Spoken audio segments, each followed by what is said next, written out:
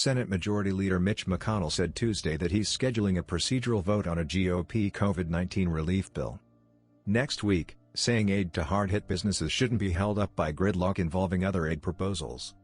Hey, hope all is well. Welcome back to my channel. I'm Jeffrey and this is your second stimulus check update. And your second stimulus check package for October 14th. If you find this video useful, be sure to like this video.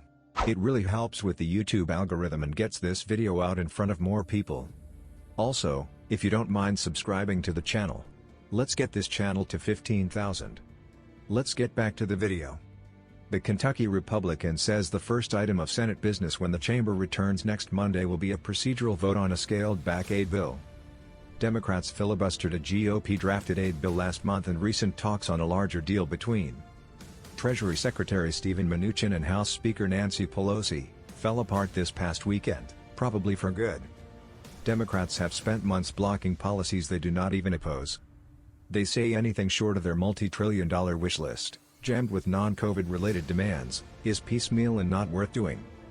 McConnell said in a statement, and she has worked hard to ensure that nothing is what American families get. McConnell's move appears unlikely to work. The COVID relief debate appears to have gone back to a phase in which the participants have largely given up and are devoting time and effort to political positioning ahead of the election rather than negotiations and compromise.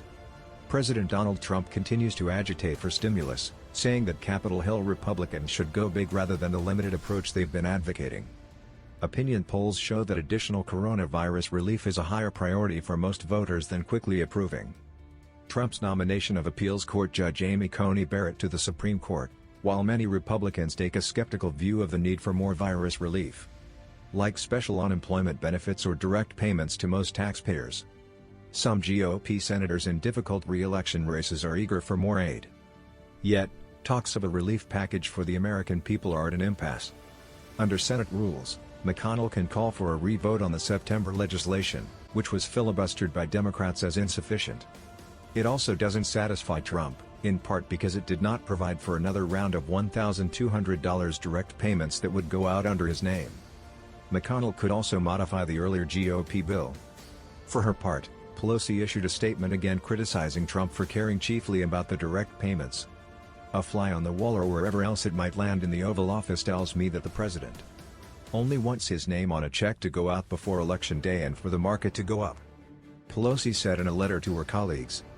She defended her hardline position on a Tuesday conference call with fellow Democrats, claiming Democrats have more leverage than ever. But the risk of emerging empty-handed until next year appears very real. To recap, talks on the latest potential round of COVID relief began in July, collapsed in August, and were revived last month.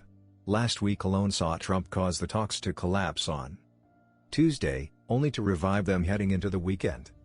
They then cratered again on Saturday after Trump's latest $1.8 trillion proposal took heavy fire from both Democrats and Trump's GOP allies.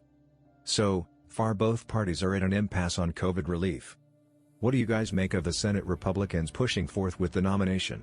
Comment below. Republicans are back to offering smaller, targeted aid that would permit endangered party members to again go on record in favor of aid, even if it's a non-starter with Democrats and opposed by Trump. What I hear from Senator McConnell is once again take a little piece and be satisfied. What I hear from the president just the opposite, said Senator Dick Durbin. Can the two of them sit down and agree? Wouldn't that be a breakthrough?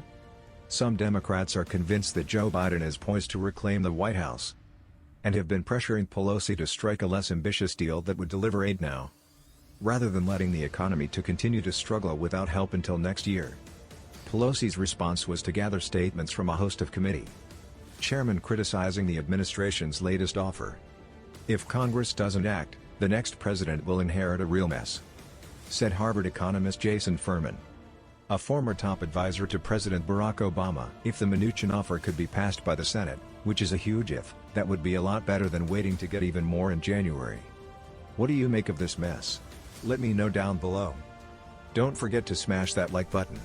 And please consider subscribing to my channel.